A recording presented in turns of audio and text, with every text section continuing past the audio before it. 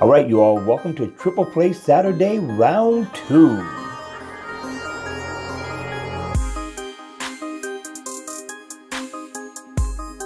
Welcome to Triple Play Saturday Round 2. And Round 2 is looking pretty good. Now, this is by my man D Wills. The name of the watch face is called DW08. Now, in Always On Mode, you're going to get your digital time and all your step info activity at a glance. When the watch face is turned on, you got a whole host of shortcuts and information right at your fingertips. Over here, you're going to get your goal completed so far as your steps is concerned, miles walked or ran. Now, the blinking light you see, that is your heart rate. I thought that was a nice touch. Down at the bottom, you're going to be able to send a text message, make a phone call. Over here, you can get to your weather, your settings, S-Voice, music, if you choose to.